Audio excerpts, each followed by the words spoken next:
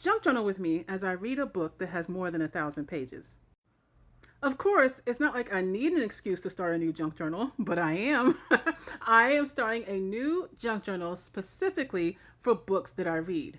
I done a video about this a couple of months ago to get, the community's thoughts about whether I should include such junk journaling in my current journals or start a new one. And I decided I want to start a new one because I wanted to specifically focus on my reading.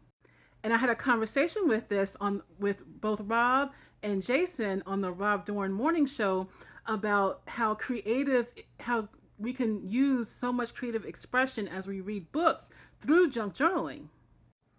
But I had not actually yet made a reading junk journal. So this is the start of that journal.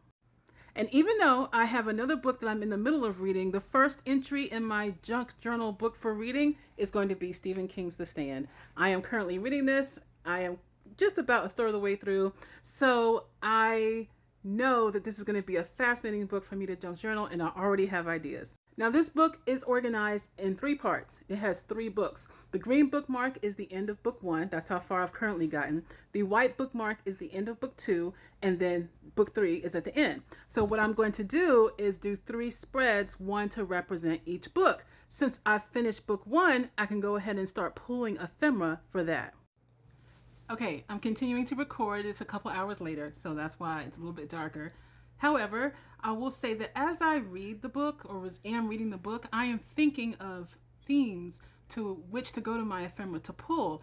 And I made a list of some things that I wanted to go get, and I started doing that. So let me show you some of the things I pulled already. I got this card from one of my collage books. Let me show you this collage book. I recently got this, and I am obsessed with collage books these days. So in there was this card, and there is a connection between this type of card and a plot point in the book. Then The Stand is where we first meet the character Randall Flagg, or the Walking Dude, who appears in multiple Stephen King books.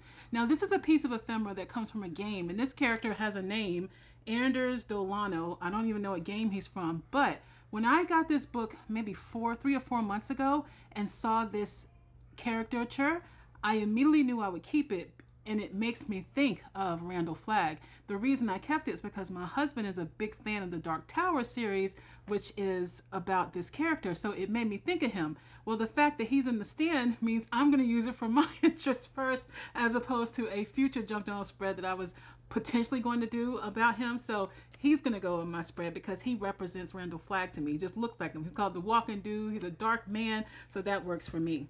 Then I also pulled these 2 pages that represent the United States. Now, this is an older map of the United States, but the book is about an epidemic that affects the whole country. So this is going to be my background page.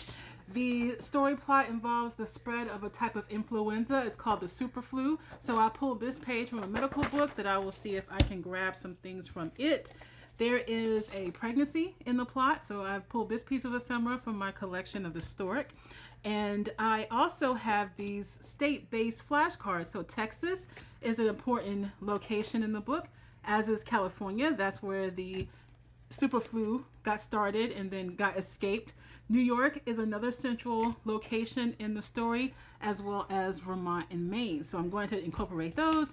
And then I have this book of different words that I will pull from. Now, most of these are positive words, but I see a few instances in here where I can cut things up and come up with words that are more foreboding, because this book certainly is a foreboding one. So I'm going to work with all these, see what I can put together, and create my first layout for this book. It's a new day, and how far have I gotten in the book? This is how far I've gotten. Where you see the bookmark, I have finished up to book 1. I remember I was saying that there are 3 books in the chapter, so I'm now in book 2. I didn't make it as far as I'd wanted to in the time I'd set aside for reading, but I get to have fun continuing to read the book. And so I want to show you what I ended up doing for my spread for book 1. Now, I will say, I did something pretty uncharacteristic for me. I got a composition notebook out and I haven't even put a cover on it. Typically, I put my covers on first before I start the junk journal in it, but I just couldn't wait with this one. So here's the composition notebook that I grabbed. This one cost me $1.50, not too bad of a deal. And inside, I have done my first spread. My craft desk is messy, but let me go ahead and scan this for you and then tell you how I decided to lay these out. All right, so over here we have my guy who I feel like is a representation of Randall Flagg. The project that happened that this strain got out in this world of the stand is called Project Blue. I put this hair here, this rabbit, because there is a character who has this as part of his background. Here's a graphic of how influenza mutates. This is the card for Texas, and I will journal behind this card. Right now, this is just a placeholder until I decide what I'm going to write to summarize my thoughts of chapter 1. Here we've got the stork, the cards from Maine and Vermont. We've got the car. And look, I found these words, fire makes me smile. Y'all, there is a character in the book for which this is true, Fear and the Boots, because they in the book so far, we're pretty often hearing the description of the dark man with his boots and how that introduces fear into people's minds. So here's my spread for book 1. I may continue to add more to it, but I'm going to continue reading and then get busy on my spread for book 2. Tell me what you think so far.